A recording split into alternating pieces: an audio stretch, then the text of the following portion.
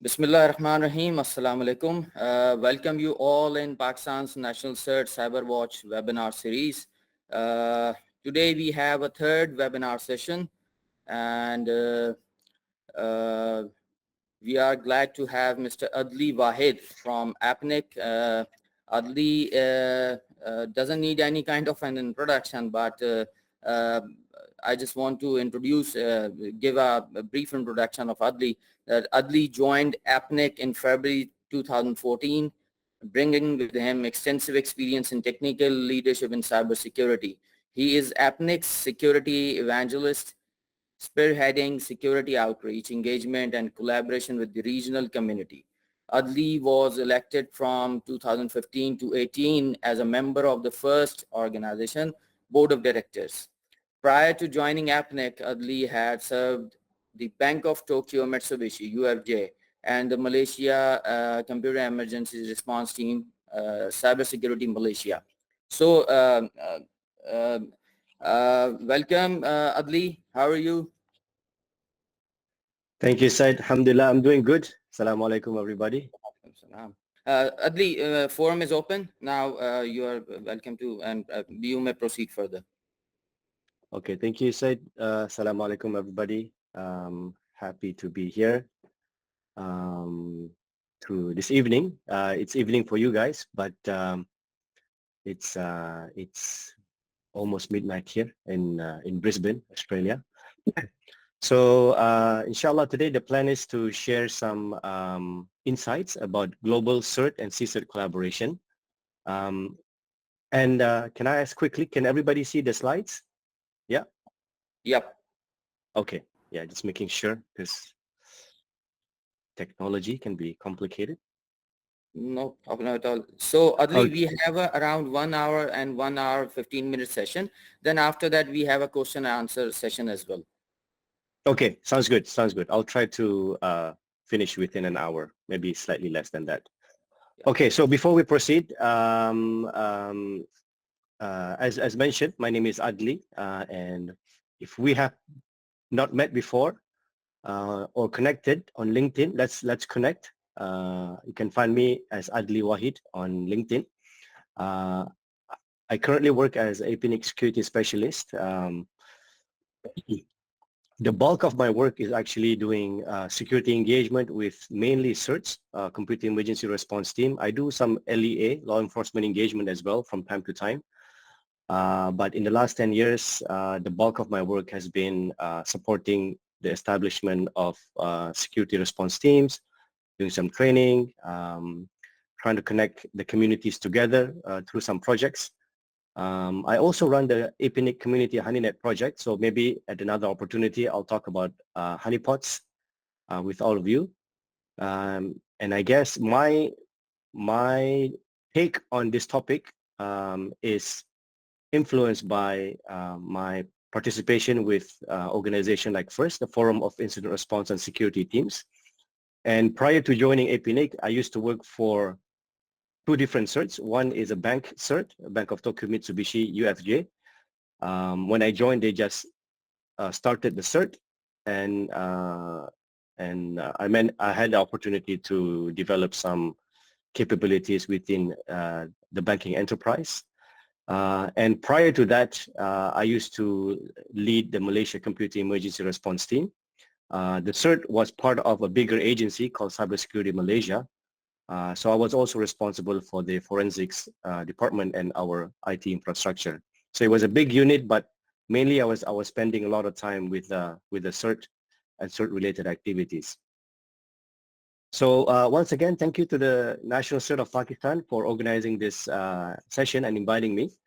In today's session, I'm not going to talk about anything technical, although some of the topics are related to technical things. But I won't be doing any demos or anything like that. I plan to talk a lot about CERT and CSIRT and maybe highlight some of the things that normally people would not see or appreciate simply because either one, you are not doing any CERT work. Number two, perhaps you are doing security, but you're focused on other areas of security. And last but not least, perhaps you have not had the opportunity yet to do any collaboration from the perspective of CERT related work. So I will go through the following topics: a bit of history and evolution of the CERT according to my perspective or my experience. Then I will speak a little bit about collaboration, what areas of collaboration or cooperation is important to a CERT or incident response team, and what drives those collaboration and cooperation, and why you would be interested to participate in some of this work. I will then share some examples and personal case studies to highlight, the work itself and also what is out there. And hopefully from there you can understand, what's in it for you, especially if you are a cybersecurity professional or you work in a CERT or you're thinking about setting up a CERT. And last but not least, I hope we have some time to have some discussion. So you can ask me anything that is related to my work or CERTs or the topic of today's presentation. All right, so happy to answer any of that in the end. Okay, so let's get started. Let me begin with the acronyms. I think today you will find the following acronyms. When people are trying to describe a CERT, right? So the acronym is CERT, C-E-R-T. Nothing to do with certificate whatsoever. So a very typical one is CERT, Computer Emergency Response Team, right? The word CERT or the acronym CERT was actually trademarked by CERT CC, the CERT based in the US. And it was trademarked not because of, to prevent people from using it, but it's more to prevent people from abusing it. So they don't want organization to start using the word CERT and mislead people into thinking that they are a CERT and start sharing information. So so this particular CERT in the US, I'll talk more about it later, trademarked the word CERT, and because of that, some organizations started to use CSIRT, Computer Security Incident Response Team. Right. A few years ago, ITU, when they were promoting CERT establishment in many nations, introduced another acronym, CIRT. So you will find some national CERT with, with CIRT in the name. But, at the end of the day, they all kind of mean the same thing, or they are referring to the same entity, which is basically a dedicated agency or unit or a group of people that does incident response and incident handling. And of course, you get some variation of this as well. For example, in some places you will find R does not stand for response, but readiness, right? Computer Emergency Readiness Team. I can't remember which country does that, but yeah, I've come across that as well. So anyhow, so this is a quick history of CERT or CSIRT from my perspective. So this is just a summary of it, and I just want to highlight some interesting stuff for those of you who are not aware. For those who are aware, maybe there's nothing new here. So I think everything started, I mean, if you read many of the literature related to CERT, history and establishment and all that, everybody sort of agreed to the fact that the first CERT was established in the US, so CERT Coordination Center at Carnegie Mellon University. It was established because of the first internet worm called the Morris worm. Maybe some of you know about this particular worm. So that triggered the establishment of a coordination center to advise, to respond, and to send alerts to various constituencies that are affected by this particular worm. So that got this whole thing started, and it got people to think about the importance of having a dedicated response team, right? So just like you have a response team for dealing with fire or flood or earthquake, or any natural disasters, we should have a proper response team that that has procedures, that has some expertise, and they are ready to spring into action whenever there is a cyber crisis or a cybersecurity situation, right? So what is implicit here is that we will be prepared for different types of scenarios, a worm, and these days, maybe more ransomware, fraud, and the different kinds of threats. So this triggered the establishment of the first CERT, and after that, a few other CERTs was established in various institutions. Back then, it was not really a national thing yet. So organization will have their own capabilities, especially organization with IT or internet infrastructure. In 1990, we saw the establishment of a community-based CERT. So this community-based CERT doesn't actually do incident response, but it's more like an association where CERTs can get together, share insights, share information, share experience, get to know one another so that we can perhaps, help one another whenever there is an incident. And I will talk more about that later on. So you have the Forum of Incident Response Team. Now, FIRST is probably the largest association for CERTs and CSIRTs today. I was at the conference 2 weeks ago in Fukuoka in Japan, and I think it was mentioned that now they have about 700 members from maybe 100 countries, right? So it doesn't cover the whole world yet, but there are representatives from a lot of countries from around the region, from around the globe. Also in 1990, there was something called TFC-CERT, which is an association of CERTs and CSIRTs in Europe. So you'll find that there is kind of overlapping between FIRST and TFC-CERT today. Many of these TFC-CERT members are members of FIRST, but the TFC-CERT focus more in the European scene, which makes sense, I guess, in some of the incident response work that we do. Sometimes we want to get in touch with people who are in the same time zone or have the same contacts or work with the same type of technology and things like that. So you'll find this trend of having, global, regional, sub-regional, sector, maybe even, district level activities because people just need to get in touch with one another. And it's just a natural thing to do, especially when you are trying to establish trust between the different teams and groups. In 2002, the Asia Pacific Community Emergency Response Team was established. Again, this is not a CERT for the whole region. This is just an association of CERTs in the Asia Pacific economy, right, which include Pakistan. So it was established in 2002. In the beginning, there was only about 15 CERTs from 12 economies. So that includes national CERTs as well as I think there was a few company-based CERTs that joined the initial setup and so on. These days, AP-CERT has gone a bit bigger, but you will find that, AP-CERT mainly consists of national CERTs from the region.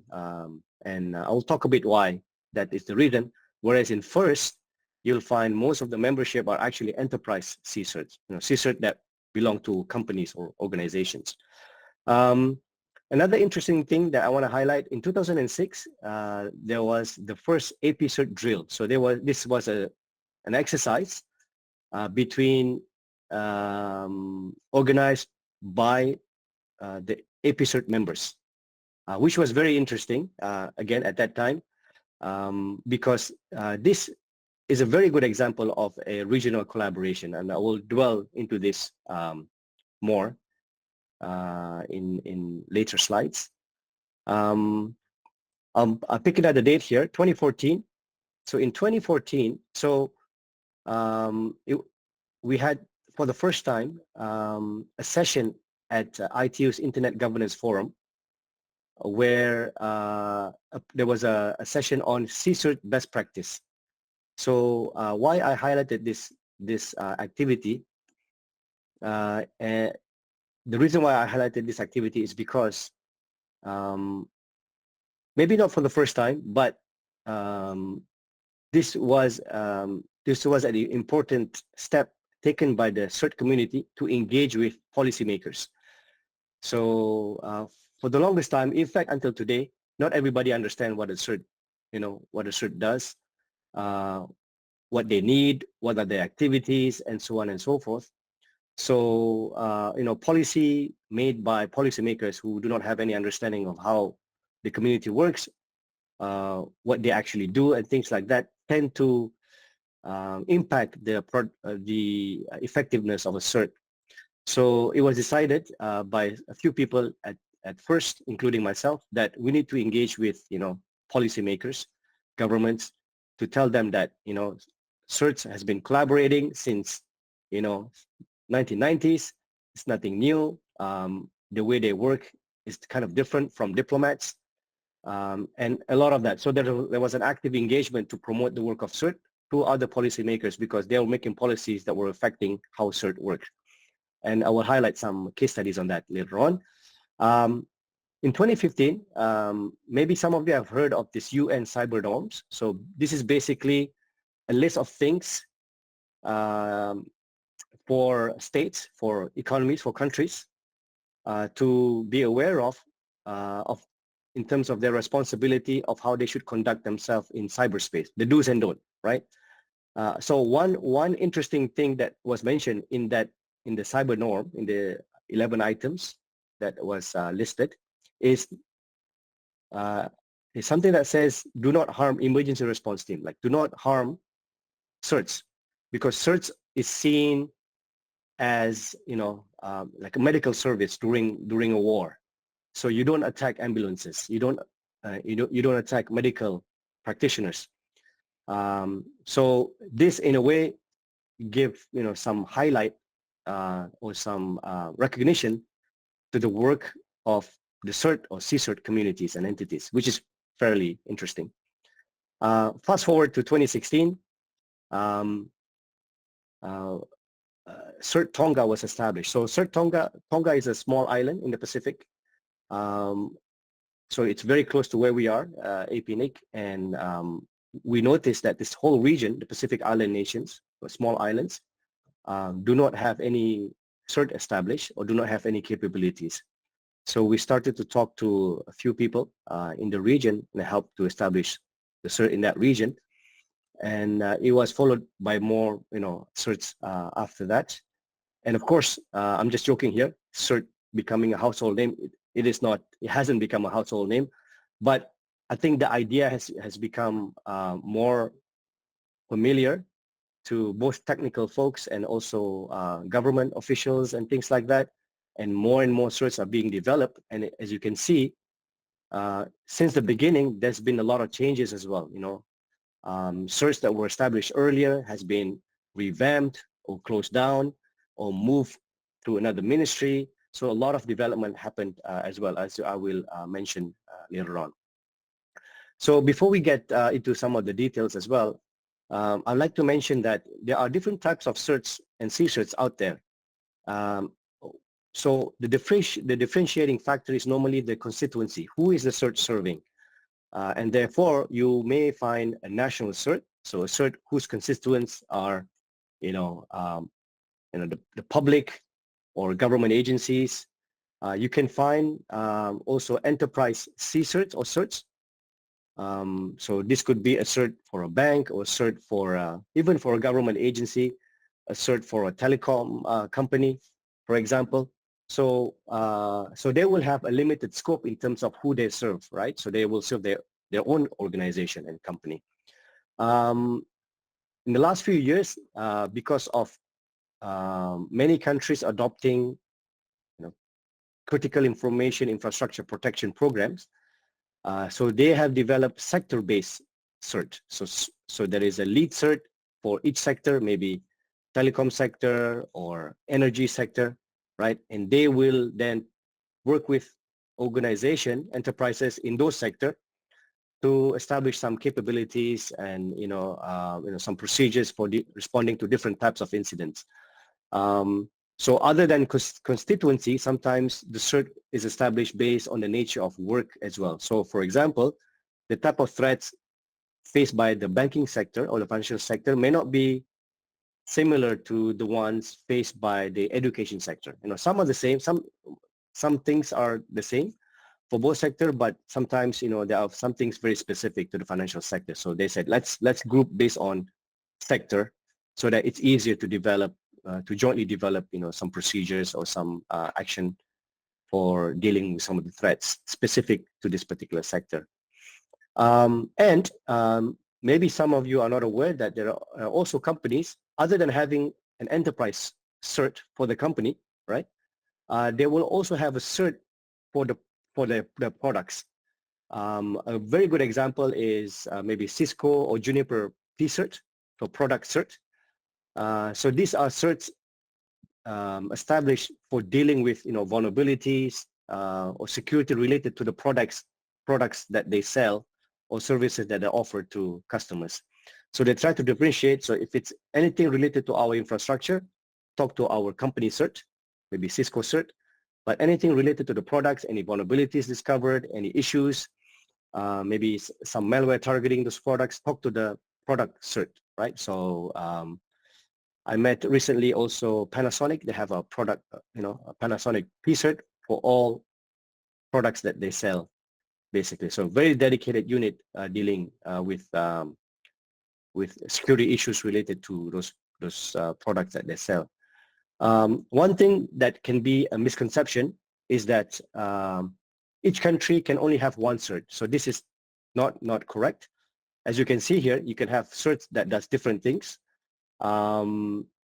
Yes, normally there is one national CERT, but I've seen also few cases where there are, maybe 2 to 3 CERT with national responsibility. So which means that they have one CERT for government sector that's considered national, another one for the military, which is also national, but also only serving the military, and maybe another one for, I don't know, national security, and so on and so forth.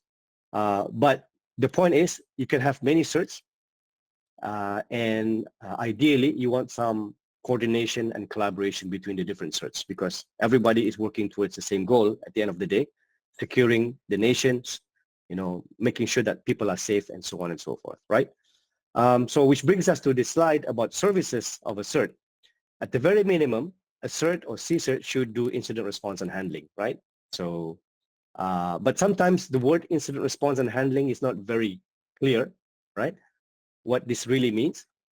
So from my perspective, first and foremost, when you establish a CERT, what you are telling others is that this is the trusted point of contact for any security incidents against my constituency, right? So let's say I'm the head of Malaysia CERT, or I work for Malaysia CERT. So when people, find any incident or anything that points back to Malaysia, maybe there is a command and control of a malware that is hosted in Malaysia, right? And they need this to be taken down, because if not, it's going to affect more people. Maybe when they're searching, when they're Googling, like, who should we contact in Malaysia to help us with this particular incident, right? They will find Malaysia CERT, and just by the name and the presence, they know that this is a trusted point of contact where we can share this very sensitive information, and we can know that this information will be handled properly, right? So I will have some procedures on how to deal with it. I know what they're talking about, right? And I can provide some kind of support on a timely basis, right? And that's just one element, right? A trusted point of contact. So similarly, if, maybe I'm a security researcher and, I'm analyzing some malware or some kind of attack, and I see, hey, there's a lot of infected machines in Pakistan, for example. Who should we talk to, right? So if there's a national CERT, then normally that's the, that's the default go-to point of contact. Because then we can explore, like, who should we reach out to if I want to talk to this person or that organization and so on and so forth. Or I can leave it with the national CERT, and the national CERT will do some coordination. And I trust that they will not abuse this information or misuse this information for, I don't know, making money or shaming the organization and so on and so forth. So there's a coordination element. There is also an element of advisory, because some CERT may not have the mechanism to mitigate the problem, right? But they can advise. They said, hey, we got this report. This is very serious. please do something about it, right? So they may be in a position to advise. I think a few days ago we hear about the critical vulnerability on OpenSSH. So a lot of organizations use OpenSSH server. So the CERT may hear this earlier than other people, and then they can advise folks that, you know, there's a new vulnerability, it's very critical, please patch. Otherwise, you know, you might be infected with malware at some point, things like that.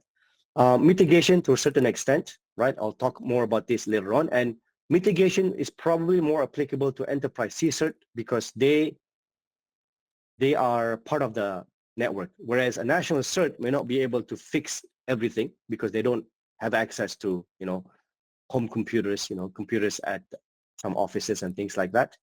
But enterprise CSIRTs may do some mitigation work or work with another entity that does mitigation. And the thing about doing incident response and handling is that when everything is resolved or when everything is handled and investigated, you should have some lessons learned, right? And these lessons learned can be translated into improvements so that this thing will not happen again in the future, or you can improve some policies or some procedures so that we can avoid this from happening in the future. So all of this is kind of implicit, right? But, you know, generally you'll find many CERTs does some form of this work and so on. As I mentioned earlier, that, you know, this community of CERT and CSIRT have evolved, you know, 30 years, more than 30 years, for more than 30 years. So, so there are services now done by CERT depending on their size, you know, and the nature of the work and so on and so forth. So FIRST has produced a document called the CSIRT Services Framework. These are all the services that are offered by CERT and CSIRTs, and they got this information by, you know, asking the teams within FIRST, you know, what sort of work do you guys do? So there is a lot of work being done by different CERTs. As you can see here, they are classified in a few categories.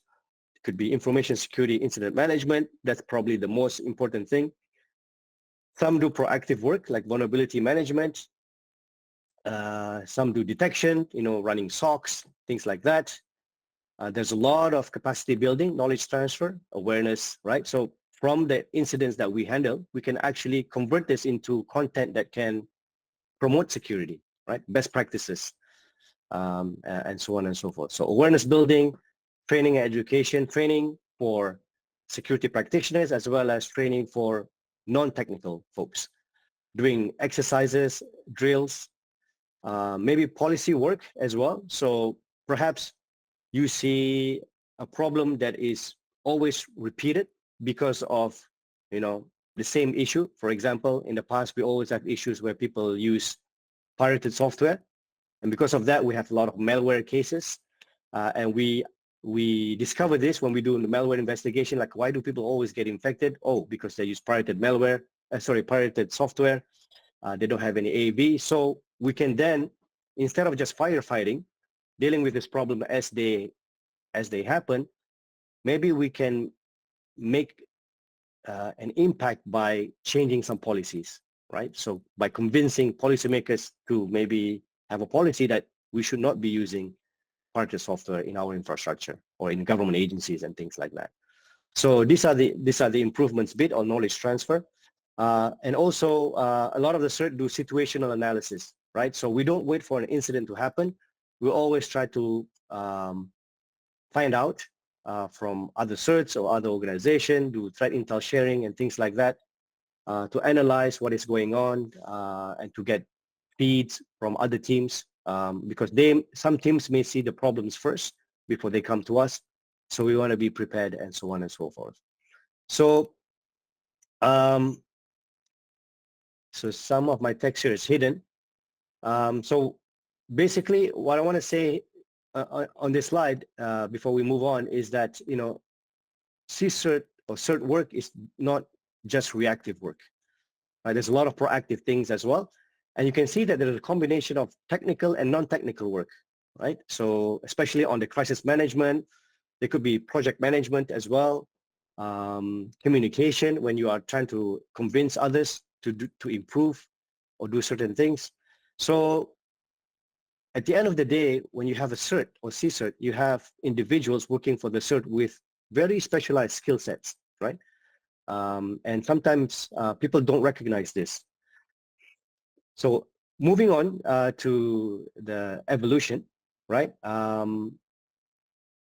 So when it comes to national certs, I think in the last decade, there's been some interesting changes. So one is that, initially maybe the CERT just do a couple of things, maybe incident response, point of contact. They do some training and some activities, but over time, there is more expectation from the CERT, right? So instead of just doing incident handling and response, there is an expectation that the CERT is actually helping to improve cyber resilience for the country, right? Or for the constituency. So it's not just one service anymore. It's basically like, to improve a lot of things. And some of this is also because of there's more awareness about cybersecurity and maybe also interest among the various stakeholders within the country, right? So maybe previously only the Ministry of IT or Ministry of Communication care about this domain, right? But now, more and more people is aware, and they're like, okay, this is not just an IT thing anymore. This is not just, technical. We need to have a legal perspective into this. We need regulations, we need minimum baseline for doing security. And maybe another angle to look at this topic is from the national security perspective, like we do this because of national security. So there's a lot of interest in this national CERT work, right? So, so I have seen many small national CERTs evolving into a cybersecurity agency. So one good example is Malaysia CERT. So Malaysia CERT was established in 1999. In 2007, it became Cybersecurity Malaysia, right? So Cybersecurity Malaysia is a bigger organization, but a lot of the services in this big agency actually originated or was a contribution from the CERT work, right? So CERT does a lot of investigation. Over time, this become a dedicated work in basically just doing forensics, right? Or helping LEAs to do forensics and things like that. CERT does some advisory and awareness program, but at the end of the day, it became like a dedicated service just for producing educational content based on, incident analyzed by the CERT, the statistics, and so on and so forth. So a lot of the initial CERT work became its own piece of work, right? And you start to have different programs: critical infrastructure protection, cyber crisis management, monitoring, capacity building, and so on and so forth. So the word CERT may be a bit misleading because now this entity is doing a lot of work. So many nations now have, a big cybersecurity agency, and within that cybersecurity agency, you have the national CERT, and then you have all these other activities and services. So that's one evolution. Also on the enterprise side, I mentioned earlier that, it used to be like one function, just incident response.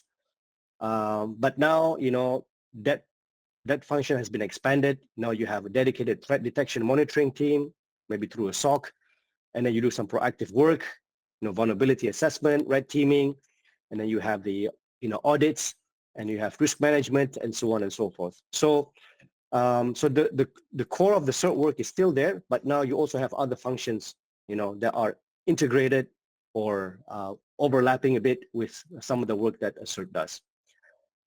So I think changes are good generally, but also I've seen some example where changes, when they're not being managed properly, is very wasteful. So for example, in some economies that I've worked before, I see that, there are like infighting between two ministries. So one is not happy with the other because they want this national CERT brand or domain. So they end up closing the CERT and then starting their own CERT, or there's two competing CERT.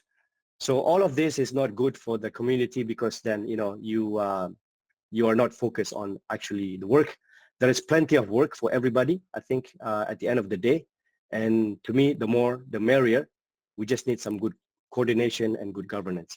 So what are some of the challenges of the CERTs? Of course, there's lots of challenges, but I just want to focus on two things that is related to my presentation. One is capability, right? So capability is always an issue, because you have lots of variables. One is resources. No one has infinite resources. So resources could be human. So I know some national CERTs with only like 2-3 people, right? So they are very limited in terms of what they can offer. And as you can imagine, the nature of our work in this field, internet operates 24/7. You can have incidents anytime, during holidays, at night, in the morning, whenever. So if you have very limited human resources, then there's limited amount of work that you can offer as well. Money is also important. So you need money to pay salary. You need money to buy, infrastructure, related resources, and of course, the other one is time. So there will be some limitation here and there. So you have to prioritize. You have to, decide what is important to you, and offer the basic minimum service that you can offer folks.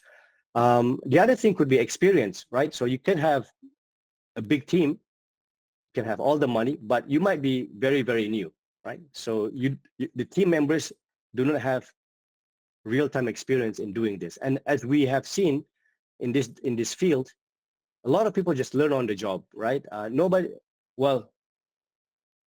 I know graduated with a degree in incident response, and there's no such, maybe there are certification these days, but people are not prepared for this. Now, even for myself, like when I joined the National CERT, I was teaching security already at university, but when I joined the CERT, it's completely different than what I imagined, or what I know about security. So you kind of learn on the job, right? And the challenge here is, how do we make people learn quickly, right? Because they must hit the ground running, basically. That's the expectation in this field. And last but not least, specialization. There are many areas in the CERT work where you need specialization, right? And specialization means you focus. And for a person, you can probably specialize in 1 to 2 areas maximum. So once you start specializing in everything, then you won't have time to specialize anymore. You become a generalist, right? And this is both in the technical field and also management as well. So that's capability. So the other area where a lot of teams are facing challenges is coverage, right? So you only have control what you have in front of you. And we know incident handling, how that works is that a lot of stuff happens beyond your perimeter, right? So I may experience the incident here, right, in one of my computers at home, but the command and control is in Russia, right? Or the traffic goes to Thailand.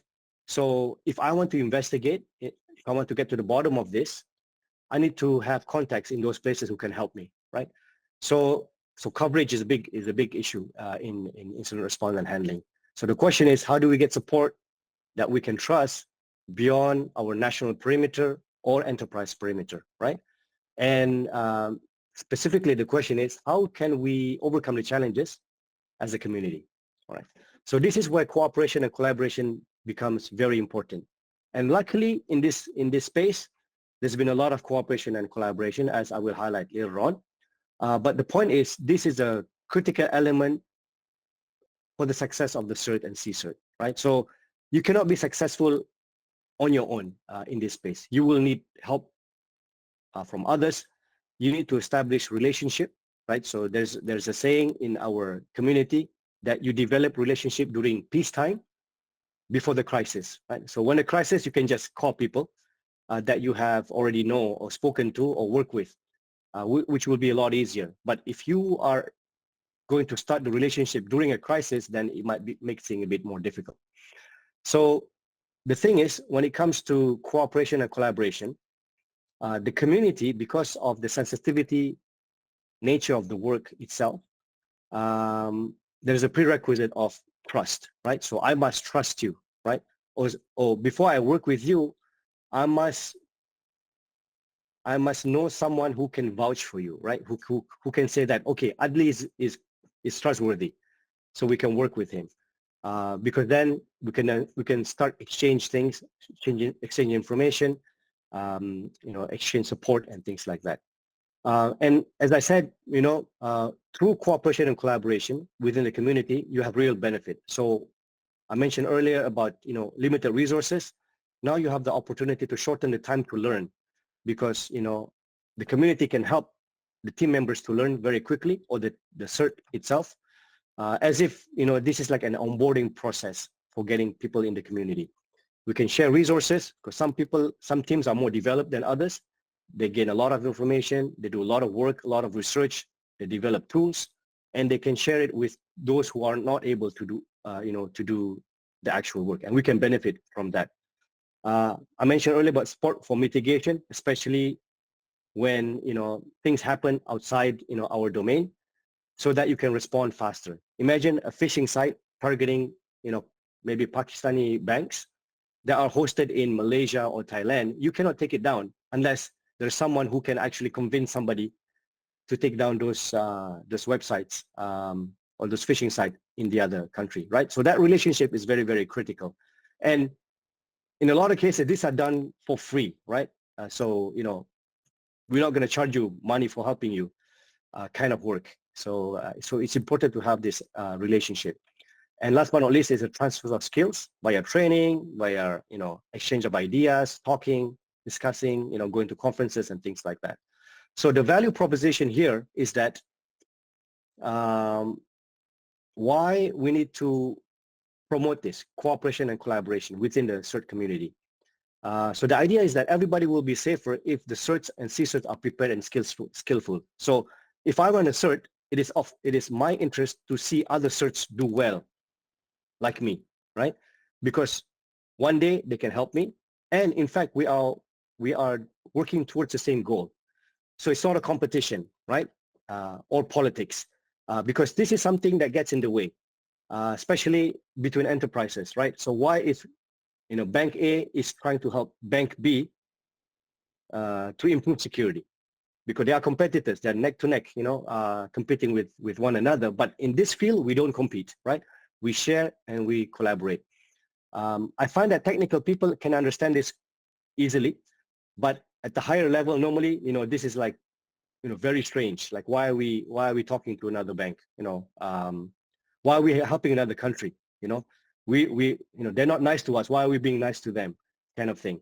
So, so I think in this space, we have to forget some of that, because they have its own place, but we focus on the ultimate goal, which is to make sure that everyone is secure, every user is safe, and we have common attackers, right? Be it nation states or, or cyber criminals. Maybe nation state is a complicated topic. We can put that in the end. But, and this idea of collaboration and cooperation is not new. We have seen it done, by other emergency responders, as I said earlier, firefighters, emergency service providers, and so on and so forth. So for the next few slides, I want to share some stories of collaboration, how the community, sorry, there's a typo here, how the community help one another, not how to community. All right.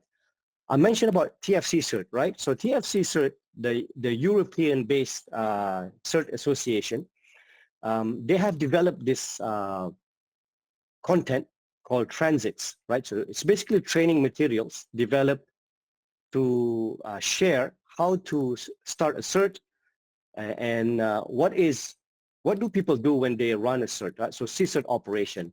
So this content was developed to promote CERT to be established in as many organizations as possible, right? But it is also delivered by CERT practitioner, so that when the content is being delivered, you can also share your own experience, right? The real case study. So it's not just theory, but it's theory plus practice, and also using this opportunity to establish trust. So if I have trained you, then I know you and you know me. So in the future, maybe we can collaborate or help one another, right? So this is a very interesting idea. So this content is now free, which means that it's paid for by someone in terms of sponsoring the content development and all that. And this particular content has been used by many communities across the globe in terms of developing or starting a CERT, right? So FIRST uses it. I know APCERT uses it. I have an example here. So this is a training organized by 𝐀𝐠𝐞𝐬𝐶. 𝐀𝐠𝐶 is Korean Information Security Agency. So on an annual basis, they have a training in Seoul, and they invite CERTs in the region, especially those who are new working for the CERT, invite them to attend this training and to use this opportunity also to introduce people who work in the same domain. And I've been a trainer for this particular group for the last 10 years. And we use this training material. So training material was developed by the community, being used by the community. Of course, we made some modification to it and so on and so forth. And as a result, everybody benefits from this, right?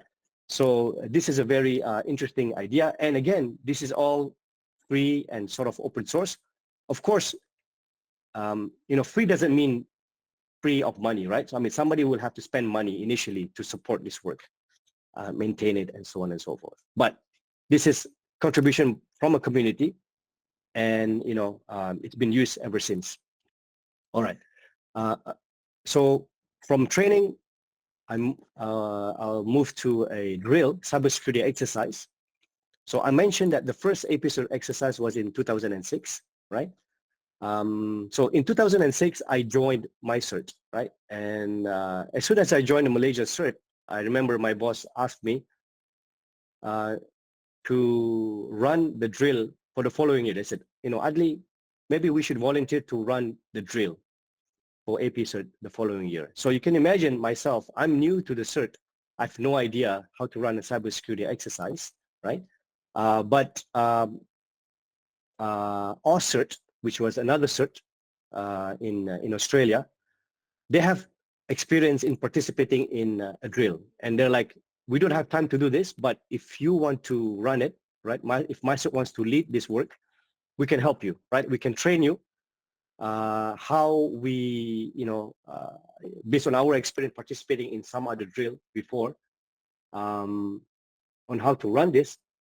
And there was a knowledge transfer that happens because of, this knowledge exchange. And we ran a drill for all the APCERT members at that time, 13 members from 12 economies.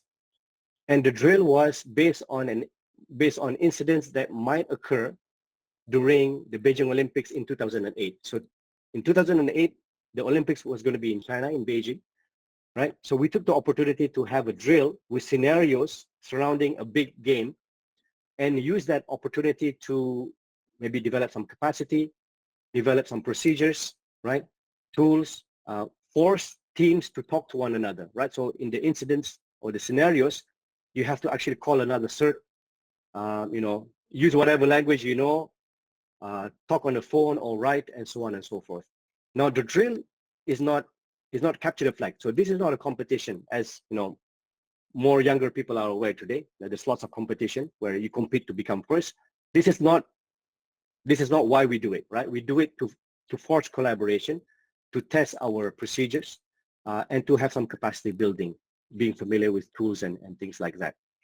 Now that's the drill itself, but I think the most important thing about this story is how another person from another CERT spent, maybe a few days teaching us how to run a drill, right? So they're like, this is the template, this is how you do the timeline, this is how you do the scenarios, this is how you do the inject, right? So we are able to run this for like a full day event. And from this experience, we were able to then train other people on how to run a drill. So we train other teams so that every year we can have different teams having the opportunity to experience how to do this themselves. So it's like a trainer kind of idea as well. And as a result, the whole region benefits from this whole thing. And I think the drill has been ongoing since then. And more importantly, many participants from this activity also started to develop national-based drills. Based on this experience, it gets translated into something local, where you have more members and so on and so forth. So it becomes like something that people do these days. All right. So from regional, I want to share another collaboration, but this happens at enterprise level. So I mentioned earlier that I used to work for Bank of Tokyo.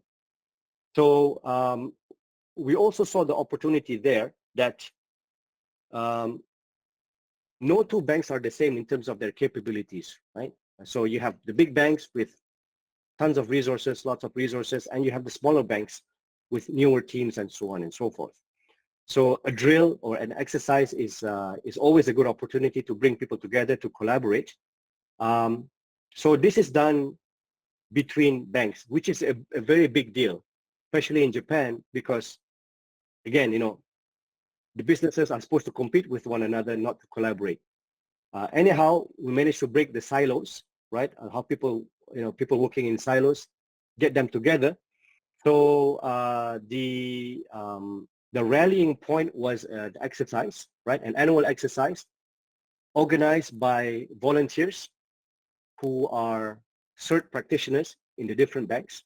So they get together like, okay, let's make some scenarios together, and then we can bring people to play, right? People from the teams to play. And instead of playing for your own team, you mix with other team members, make, like virtual teams and so on and so forth. So activity, collaboration, and the idea is knowledge sharing. And this particular drill was also interesting because the players are also CISOs, right? The Chief Information Security Officers. So there is a policy element to this whole thing, because also CISOs needs to be trained, right? Especially how to deal with incident, how to communicate a crisis, how to deal with the media, and so on and so forth, right? So you can see me with the CISO of Bank of Tokyo playing with swords at the event. Maybe second last example that I want to share with you. I mentioned about FIRST. So at FIRST, when I was on the board of FIRST, we were thinking that, if we just let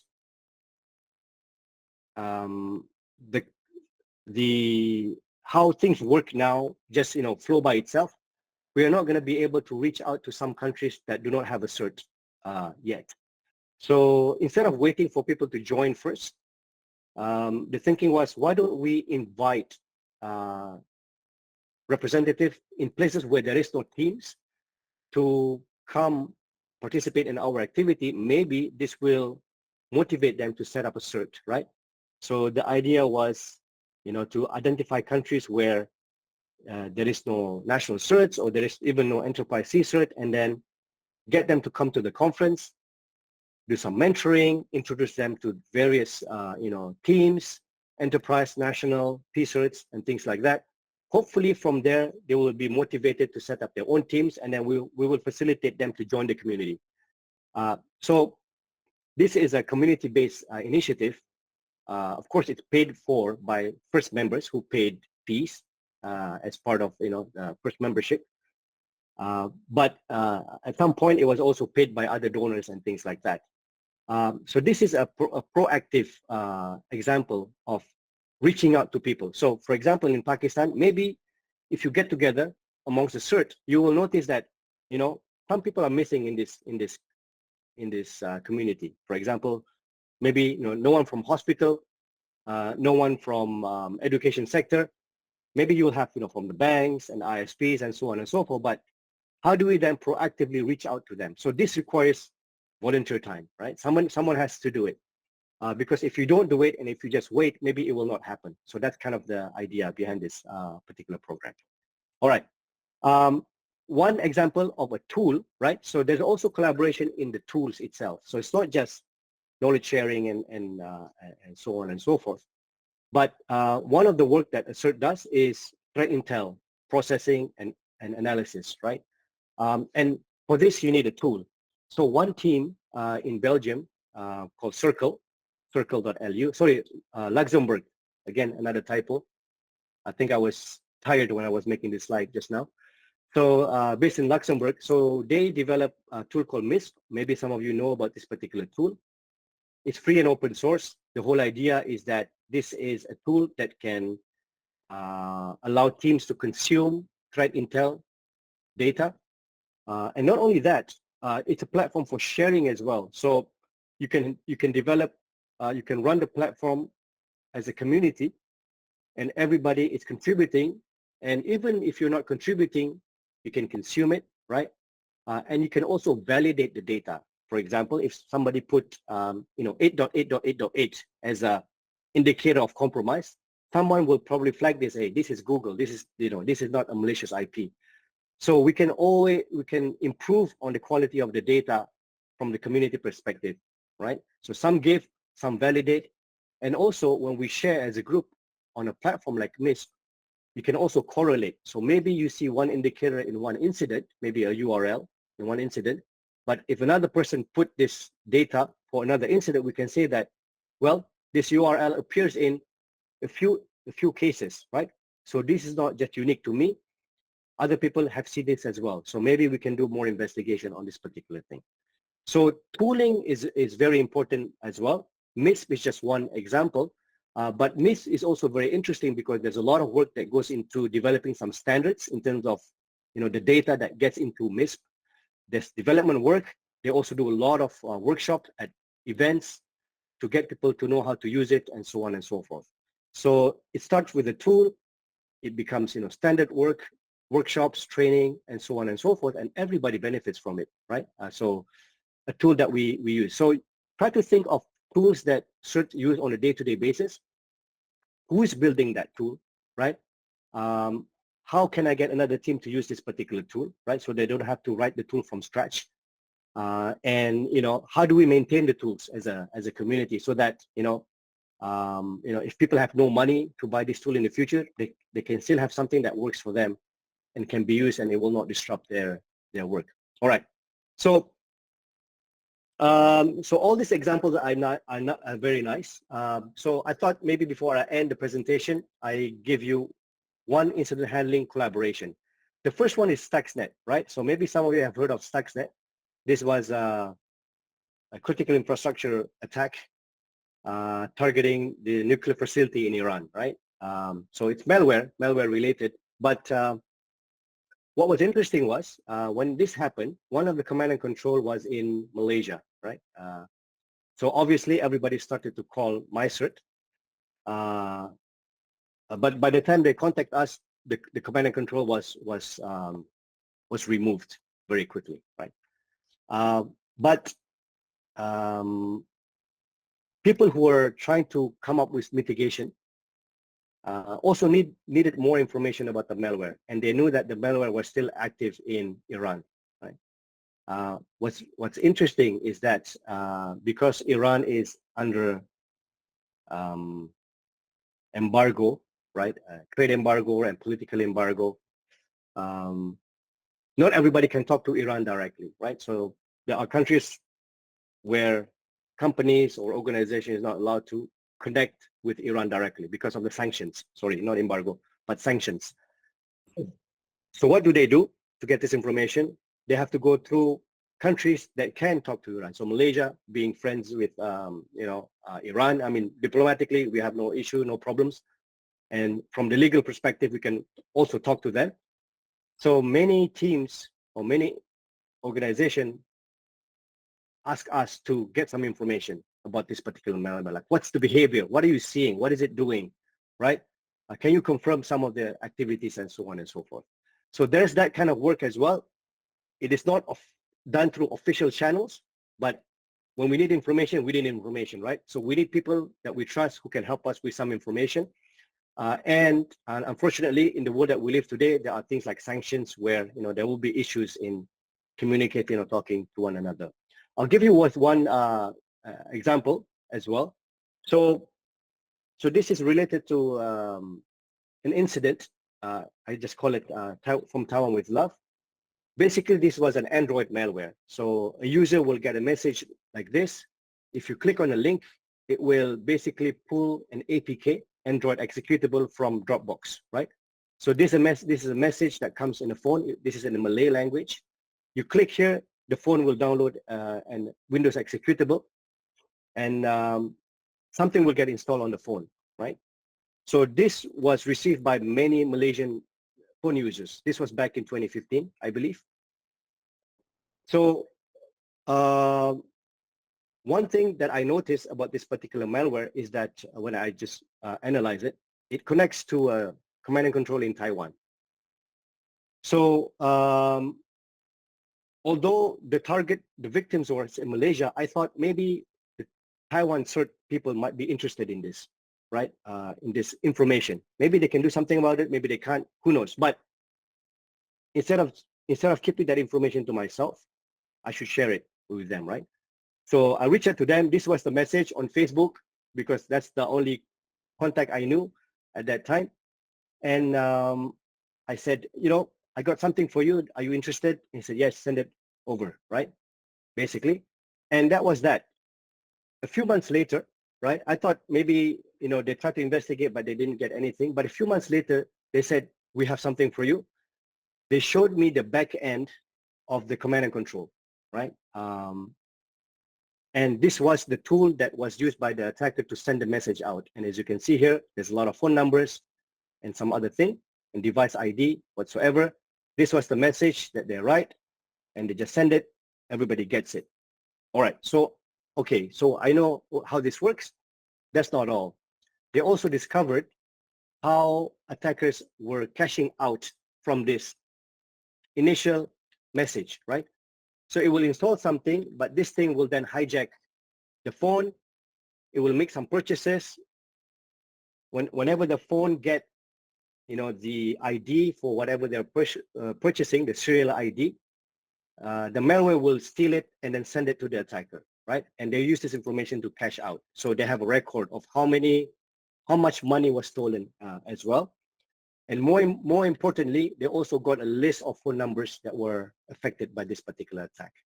So this is a very good example of cross-border collaboration, right? Because you only see one side of the attack. The other side is somewhere else. You don't have access to it. And in this case, we were able to uncover what this thing is doing, basically, because there was help from another CERT in another country, right? Maybe if I see you guys over coffee, I can share with you how they actually get this information one day. All right. So wrapping up, I know I'm out of time. So I think from today's presentation, what I want everybody to think about is CERT is not just an entity, but an entity with capability, and this capability is run by a human, right? So collaboration and cooperation is very important, right? Because the human practitioner, right, needs to be able to do the work. And other than receiving, this human practitioner can also give, right? So if you genuinely want to help others, you have to sacrifice some time and pass it forward, like, train others, invite others, develop tools that others can use, and so on and so forth. Because the goal is everybody needs to be safe and secure. And I think this is tied into ethics as well, because if you're just doing your work, then that's good enough, actually, right? But if you want to do more, then this is where ethics and contributing to a good cause comes into a picture. And the thing is, not everybody understands this, right? You may understand it, but maybe the management or the other stakeholders will not allow you to do it because they say, why spend extra time doing this? Because, all you need to do is just focus on your work, kind of thing. But what I want to say to you today is that this kind of work is very, very normal within this community, right? So if you want to learn more about this, this space, if you go to first.org, there are a bunch of other initiatives just to get, some ideas what kind of work is there. And for some of the initiative that they do, you can participate as well, even as a non-member. And APCERT does a lot of this kind of work. If you want to see some of the stuff that I've done in terms of, more on the technical side of things, CERT intro, threat intel sharing, and stuff like that, we have the APNIC Academy. So there are some contents there. But hopefully from this presentation, you will also start to think about how do I participate in this work, in this community, and how can I contribute as well. So with that, I will stop my presentation, and if there is any question or feedback or people want to discuss something, happy to take up your question. Thank you. Thank you, Adli. Thank you. Very, very interesting session.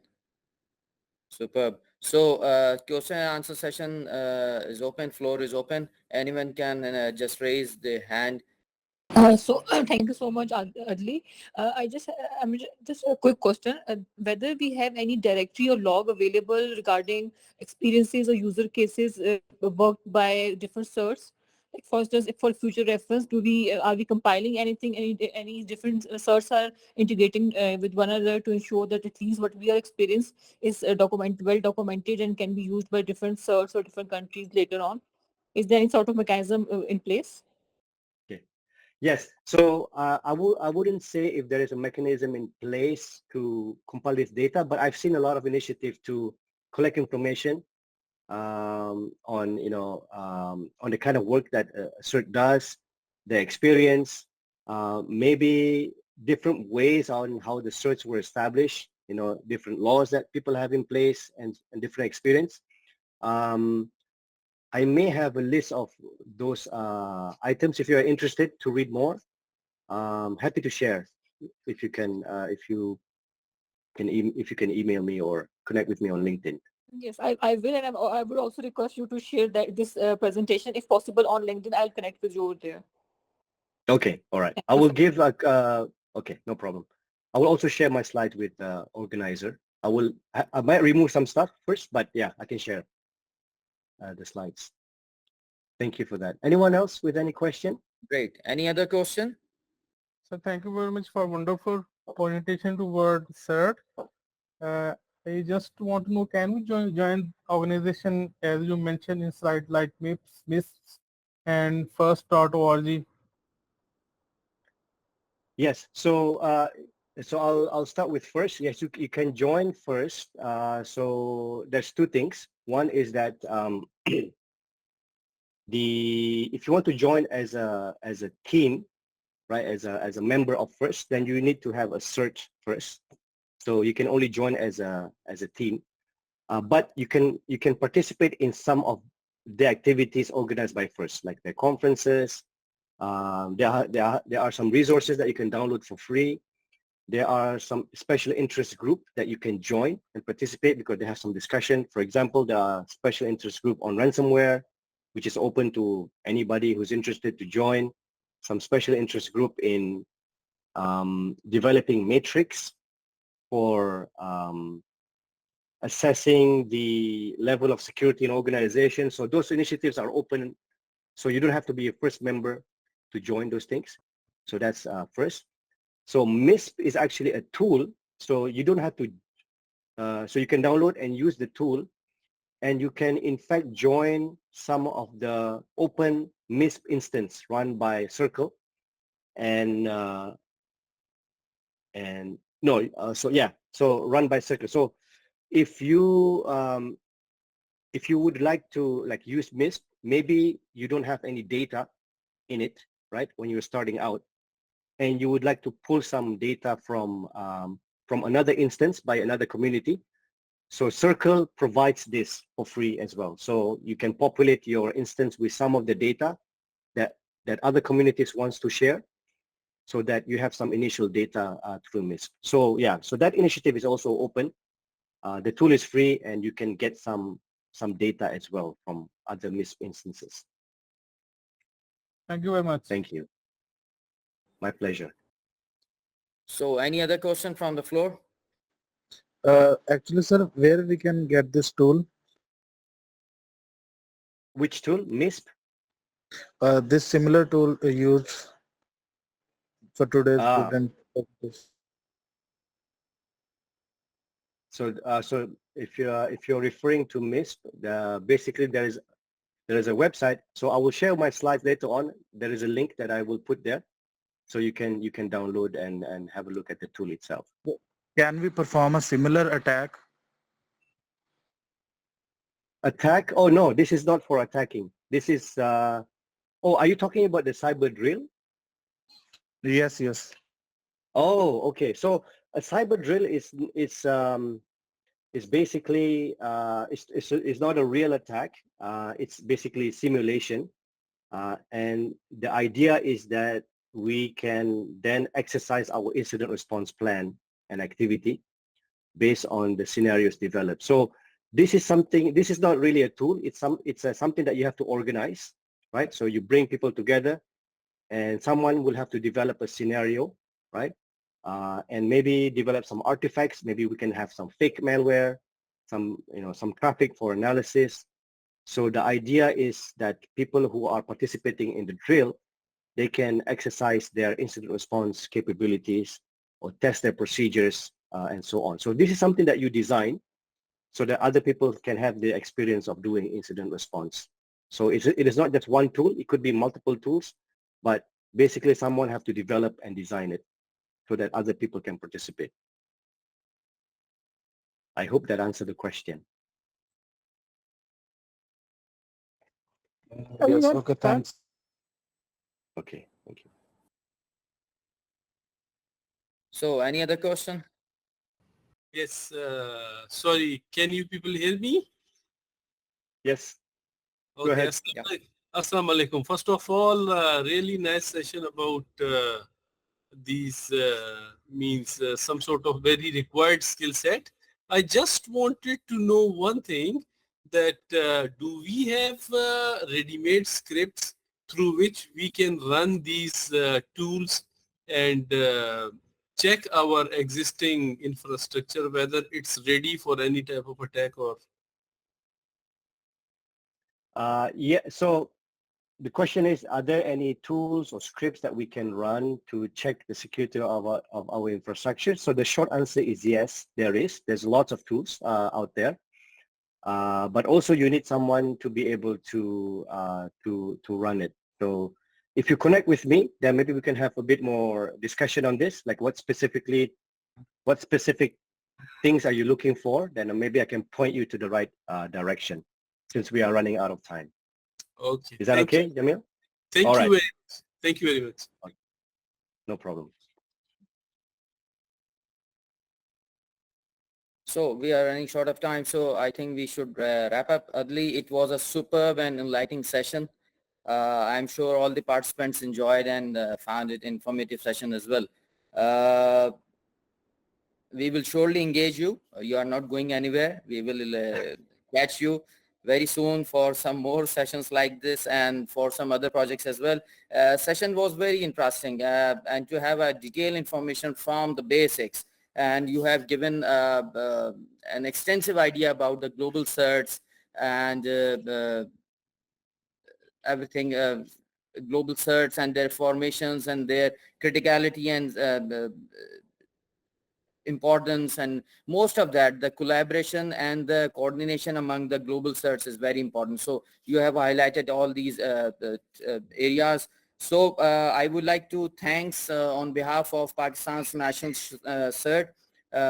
Thanks a lot for your prestigious time, and we will catch you again. And lastly, thanks a lot all the participants. Thank you very much to join us in this webinar session.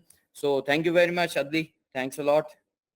Yeah, thank you all for spending some time tonight or this evening with me. Inshallah, we'll talk to each other again in the future. Thank you to National Center of Pakistan for organizing. So everybody have a good night and good rest. Allah Hafiz. Assalamu alaikum. Allah Hafiz. Thank you. Bye-bye. Bye-bye.